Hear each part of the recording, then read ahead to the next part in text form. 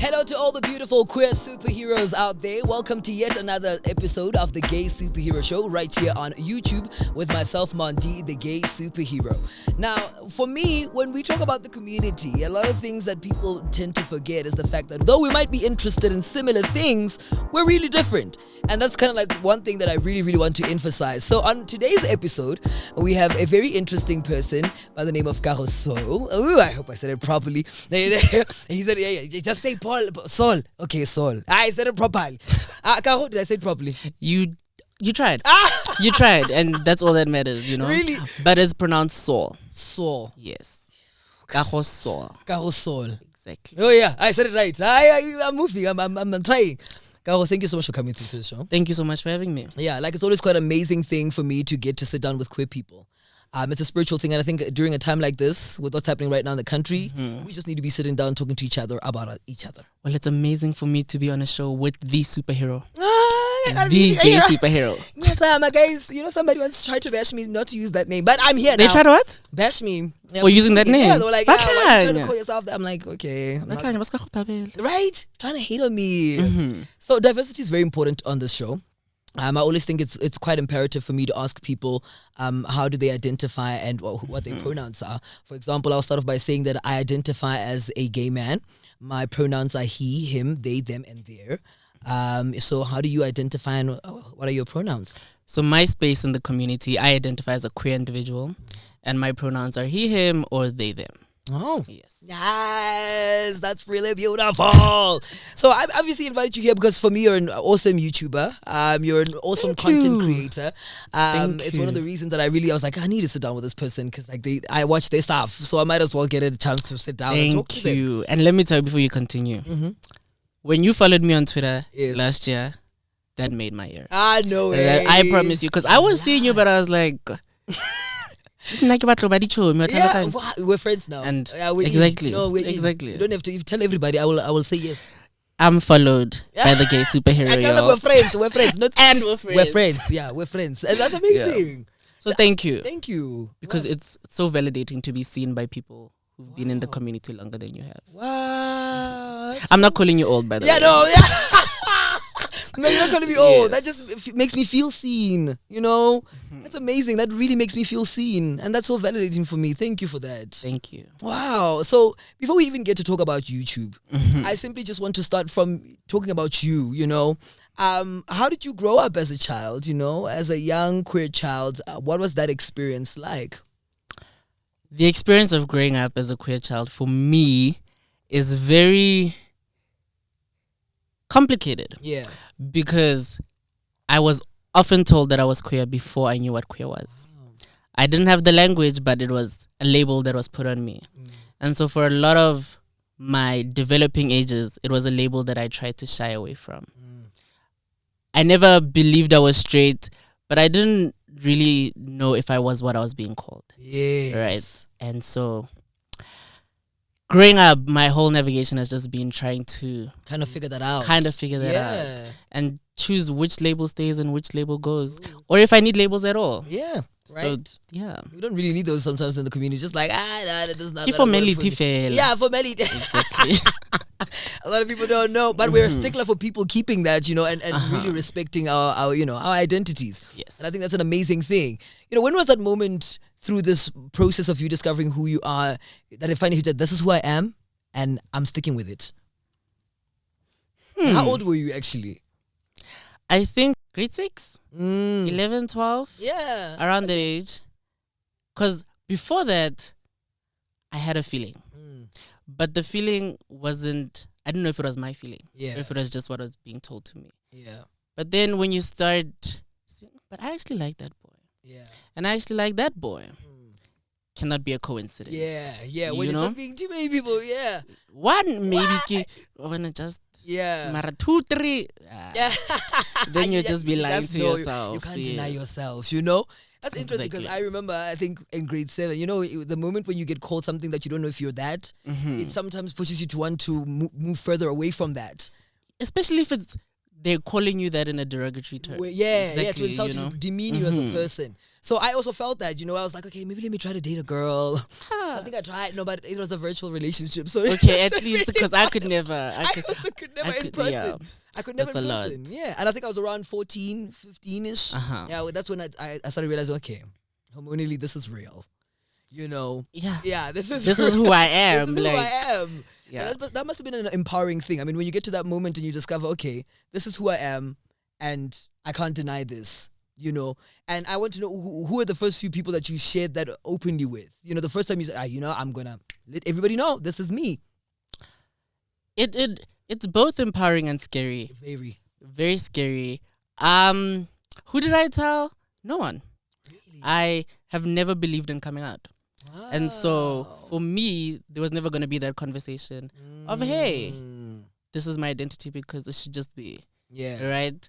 And so that was me until people actually started asking my friends, is Kago gay? Yeah. And then they would ask me and I would be like, show me.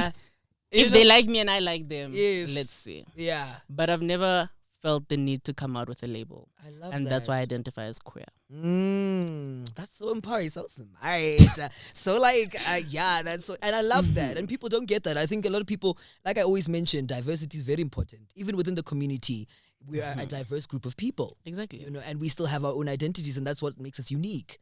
Now, prejudices are something that we experience quite a lot. A lot. And I want to know, is there a particular experience that you could share with us where you've experienced that? Physical, emotional, psychological, yeah. The biggest prejudice that I face in my navigation of queerness is femphobia, right? And you experience it both in the community and outside of the community. So that is the predominant prejudice that I face, on top of being black and queer. Wow. Can we actually explore that a little bit? I mean, when we talk about femphobia happening within the community, which also leads to internal homophobia. Definitely. For me, what is your stance on that? What is your opinion on that? And when people tend to do that, especially within this community? Especially if you're in the community. Yeah.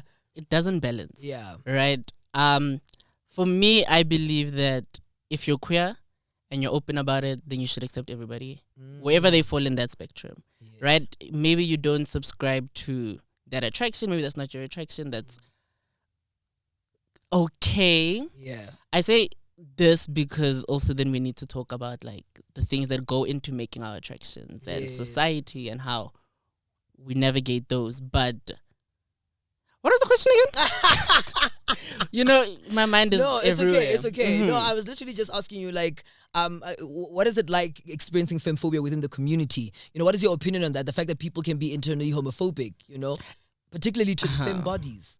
It's very sad because it also affects how you navigate dating and how you meet people and all of that. And then you never know, okay, maybe I will meet somebody, but then they don't want to be seen in public with me.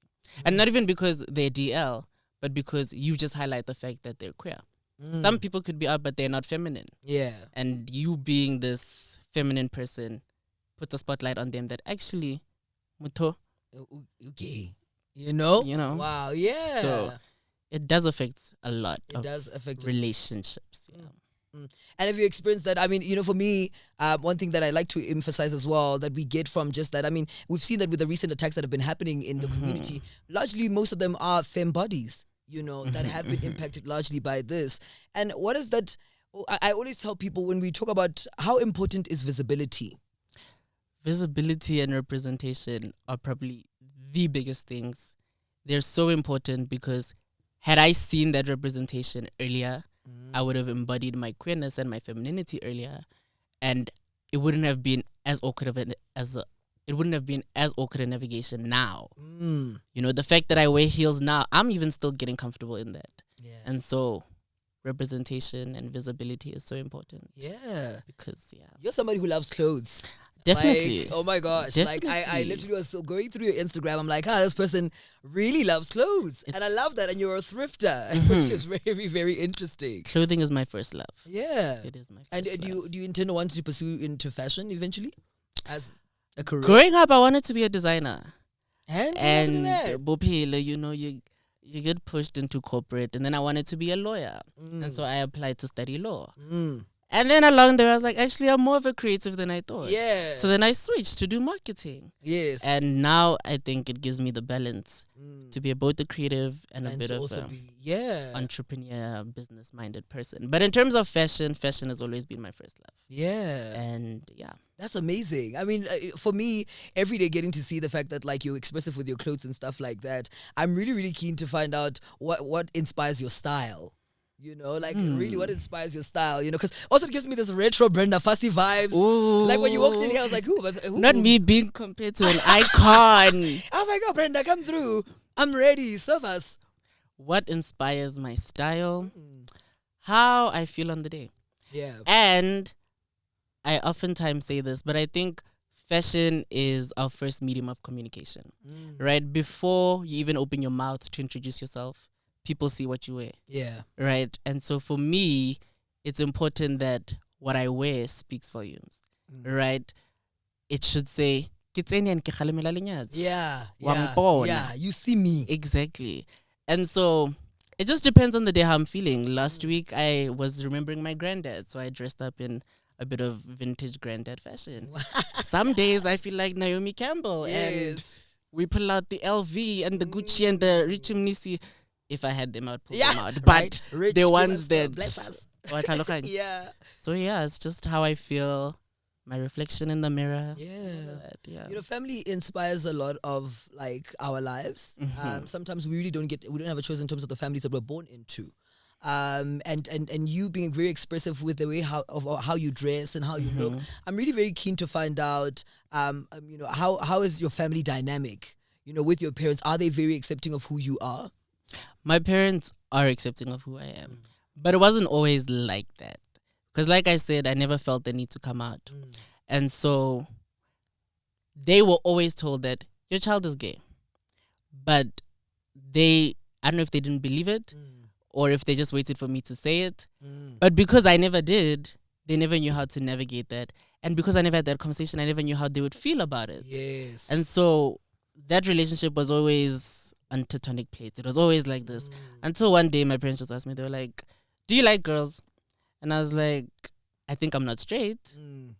And that's as much as I can offer you right now. Yeah. And they've been very supportive in allowing me to just be yourself. Yes, experiment and grow. And really grow as a person.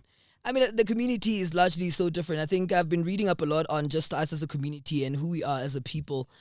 Just to really get to understand us, especially the different labels as we get to grow, we realize that every day we're discovering different parts of the community, different things that really coexist within that. I'm really keen to find out, like, what do you think about, the media space, that being you of a creative person? Is there enough representation of that?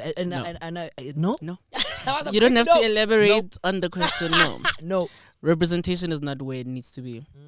And we tend to celebrate small wins as we should. Yeah. But we've had enough time to make even further representation. Yeah. So today I was speaking to my friends and we were talking about the Savage X Fenty collection, Rihanna's collection, the Pride collection, which features 2 gay boys. Yes. And one would say, that's amazing, that's representation. To me, representation has to go beyond us just seeing queer people. We need to see the intricacies. I want to see 2 femme gay boys being represented. Yes. Right? Instead of it being 2 masculine guys. And until we have those conversations and we see that representation, we're nowhere where we need to. Yeah. Wow. Valid point. T served it. Served the tea, people. That's really amazing. So I'm gonna get to talk to you about the YouTube stuff because that's how it's one of the reasons that I got you to come onto this show. Yes. First of all, a lot of people want to start YouTube channels. Like I don't know how many I've had. And I encourage that. Yeah, I also do. I encourage that. I really do. I say, let's go, Kago fella, let's go. Even though they're texting us these days, but we go with it. We're thinking capitalism is killing the youth. It really is killing the youth, honestly. So a lot of people really are quite inspired to start YouTube channels. I'm really keen to find out what inspired you to start your YouTube channel. You decided to be like, yo, I'm going to go do this. Let me tell you a secret. I never one day thought that I would be a YouTuber. Never in my life did I see it. And even when other people were doing it? Never. Wow. I never thought about being a YouTuber. first year on campus. I was dressed to the 9 every day. Rather, I am late for class than I look basic. That was me. And people came up to me and were like, you see what you do here at school? Put that on YouTube. Do fashion content. I would love to see it. And over time, it just got ingrained in my brain. And I was like, actually, let me try this. And over the 2 years I've been doing it, I've grown a passion to actually, grow into what I am now. Yeah, I mean, right now when we're shooting this show, it is during Pride Month.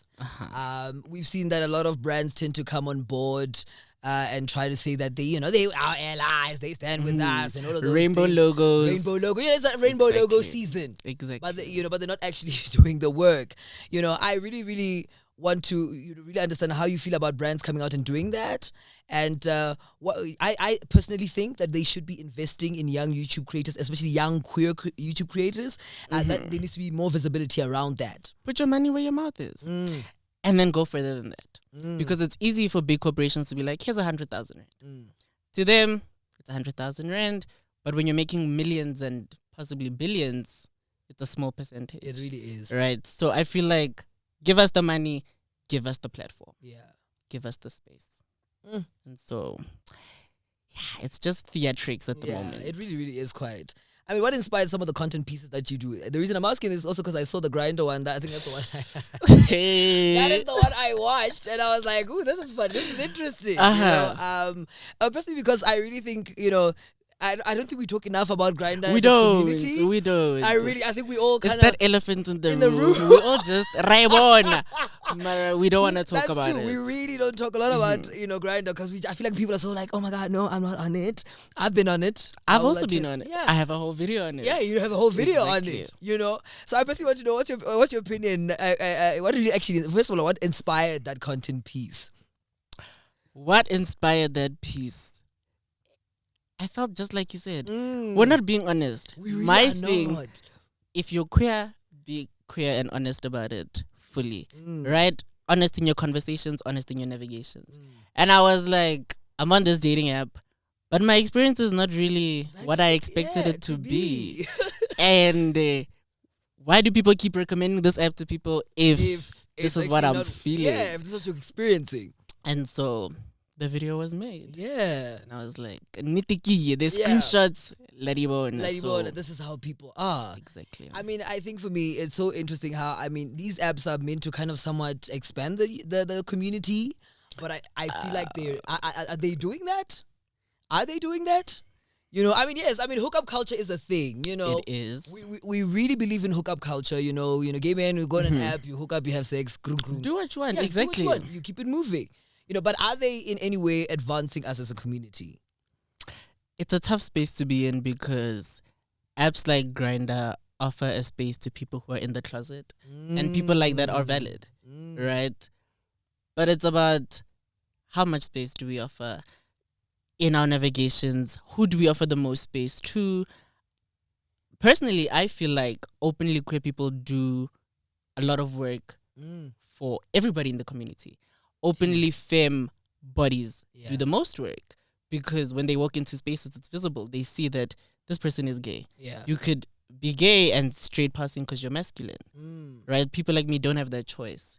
And so I feel like apps like Grindr really... they don't make it easier. Yeah, they don't. And they don't really advance the gay agenda. Yeah, they really, really, really don't. But it's a space and that exists. What is your opinion on DL men? I really am keen to find that out because what irks me, I'll be honest about it. What irks me about it is the fact that it's the toxicity. It behind is the it toxicity that really irks me. Like, yeah, girl, you want to stay in the dark, dance there, be great, go at it. I encourage you. Meet your man at night. No, I don't encourage it, but I don't encourage do it. you? But yes. do you, basically? That's what I'm saying. Go ahead, be you, meet your man at night in the corners or wherever. But don't now bring that toxic stuff into our lives. And I think for me, it's especially when you are an openly queer person and you're involved with a DL person, that becomes very complicated. And it's the compromise of the person who's openly queer. it's always at the compromise That's just tea. of the person who's openly queer. And so my stance on it, and people might not like it, is as openly queer people, we know how much it takes to be openly queer. Yeah. Right? And people can only love you as far as they're willing to be open. Yeah. Somebody in the closet, or who is DL rather, cannot love you fully because they cannot express that love publicly. And I'm not saying people need to express the love publicly, but they need to be able to hold your hand in public if you guys are together. And so I think, or rather I speak for myself, if you're openly queer, stay away from that. yeah, let me say, Yeah, like, in the closet. you know, like I understand some people actually probably have like fantasies about it, you know, because they're adrenaline rush. Maybe it's like, oh my God, it's exciting to be able to, but just take care of yourself. It comes at the cost of your mental health. It really does, yo. And experiencing love openly and fully. Yeah. And so, yeah. Wow. I don't. I really appreciated that grinder content piece, and I think it's why it inspired this kind of conversation just happening right here. So I think for me, how long have you been doing YouTube now? 2 years in July. Oh, 2 years in July. That's really, really dope. And how many followers do you have? We're currently at 2.599. So hi, it's So let's look at 3,000. really road to 3K. Yeah, you know, 3K. That's amazing. I mean, how do you? What has the engagement been like with you, with the people that follow your YouTube page? So like I said, I didn't start YouTube because I wanted to. And so in the first year, YouTube for me was all about experimenting. If you scroll, you will see all different types of content. They're all parts of who I am, but they're not who I find myself being now. Oh, yeah. Right? And so the content that I create now is more centered around me, my life, my friends, and just living. We're young. Yeah, we're right. And so the content engagement is different now than it was then, because then it was, I'm doing this because you asked me to do it. Yeah. You know? Yes. Now I'm doing it because I want to do it. Yes. And you're really, really interested in doing it. I'm really interested into it now. That's amazing. Where do you see your YouTube career going, actually, like in the next coming years? For me, YouTube has to be a space for honest, open conversations, friendly content. I'm an intersectional person. I love that. And so the content has to be intersectional as well. Yeah. Some days we're going to have queer talks, the series Yes. that I do about queer I identities. saw that, love that. And some days it's just going to be my life. This is who I am. Outside of the formality of queer talks, this is who I exist as. Waking up late, not wanting to do this and that, you know? Yeah. And so I'm finding that balance. And hopefully in the next few years, we just create a space for queer people to see themselves represented. Yeah. What would you like to say to your younger self? Like, if you could see like your younger self, and what would you say to them? You're going to grow up to be the baddest bitch alive. And one thing that I've always been proud of is never faulting myself for being feminine. There were days where people would be like, skinny jean e pinky, awakafa. And for me, it was rather I go through the bullying than minimize who I am and my expression. And so to that, Kago, Shem, from a young age. And you're going to continue doing that forever, so don't change. And what would you like to say to somebody out there who sees Kago's content and is really into it and is really like, yo, I also want to go into YouTube and I want to be as authentic as that. Like, I really want to like do that. I want to say to that person, you can never be like me. No, You can never be like me. I want to say to people who see me that there's space for all of us to exist. Yeah. Right? There's space for all of us to be unique. Do it. Jump. And if you fall, get up again. Yeah. And yeah, we are there. We are there to support you. Yeah. I always say at the end of my videos, I love you, I see you, and I support you. Because I really do. Right? Every path is a runway. Strut and we'll applaud you. I believe in that. That's amazing. And one thing, I mean, I think I'm making this a thing now on this channel. I can't leave without everybody getting to express their opinion about what's currently happening with the recent murders within the community. I feel like I want to get to hear what it's like for you, and first, before you even get to answering that question for me, I want to know, what is it like living as a queer person in this country? The scariest thing It is the scariest thing being an openly queer, feminine, black individual who goes to school in Joburg. Yo. That is scary for me. And you never know when it could be your last day. Yeah. You never know if me walking in heels to come here could be my last day. Yeah. Right? And so it's the scariest thing to think about. But rather I die being who I am. Yeah, wow, Then, powerful statement. You know? That's a powerful statement. That's amazing. I really, really, really appreciated that a lot. I mean, especially, this country, we've dealt with so many atrocities, especially within this community. Mm-hmm. And it continues to be an ongoing thing, where we're calling out to the governments to hear us. We're calling out to people to hear us. And for me, it brings me back to the whole conversation around allyship. I really, really like, what makes a person an ally in your own definition? Because if we're gonna, if I feel like the work is, people are only so reliant on just us being the people that do the work. But, people are so quick, yeah, we're allies, I posted a rainbow. But what really, really defines an ally? For me, an ally is somebody who actively does the work to ensure the safety of the space for me or any other queer person in that space. Yeah. And any other space, right? So it's the same as the racism conversation. If you are an ally to the BLM movement, then I expect white people to use their white privilege to better ensure the safety in that space.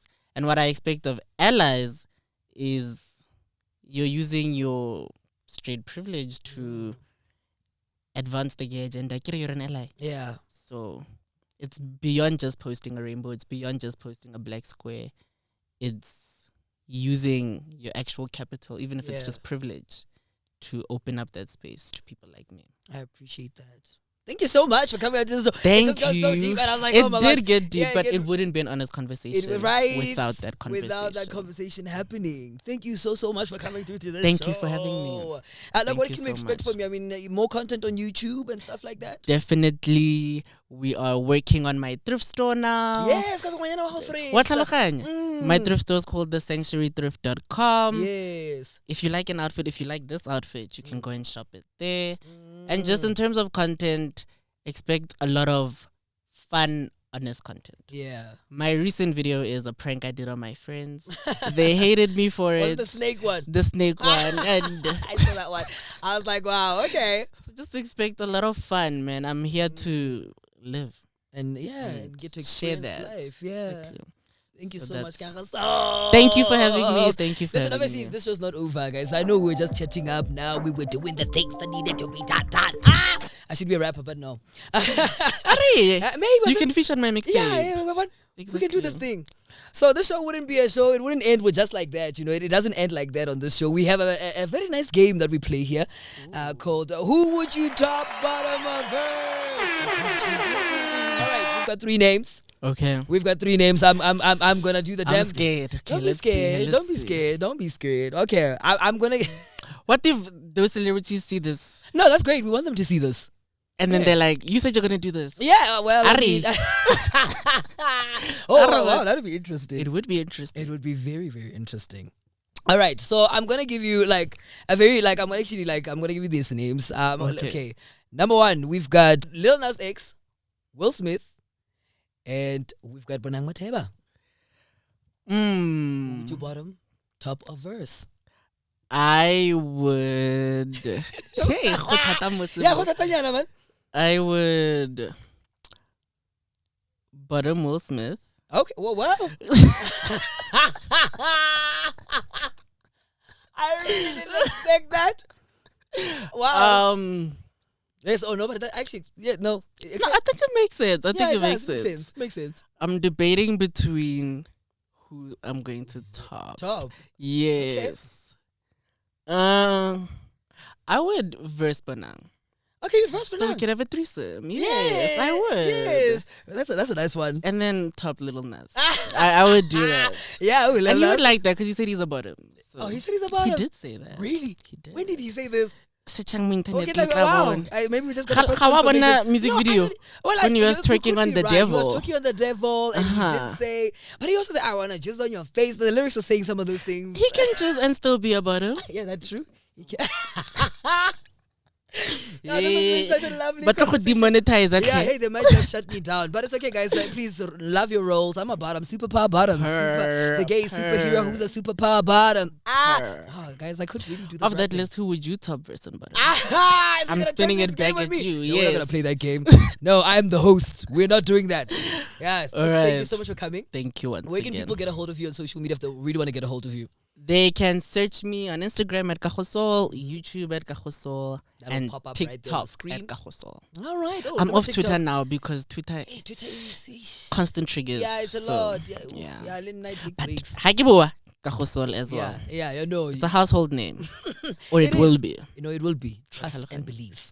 That is how we wrap up this episode, everybody. It's been really, really good. Lovely getting to talk to Kago Saul. I hope I said it properly because I've been wanting to say it properly. I said it properly, right? You did. All right, it's been an amazing show. I've loved it so much. I hope you've learned something because remember, this episode and these shows are really kind of to get you to kind of be inspired by these people that come onto this platform. They're not perfect, nor am I, but I do hope that you've learned something. My name is The Gay Superhero. Do make sure that you follow us on all our social media platforms and that you also subscribe, like, and comment. But before we go, I must not forget to say hello to Mr. Price, guys. You know, Mr. Price really did the things. You know, shout out, Mr. Price. We love you. Give us a kwa. Give us a kwa.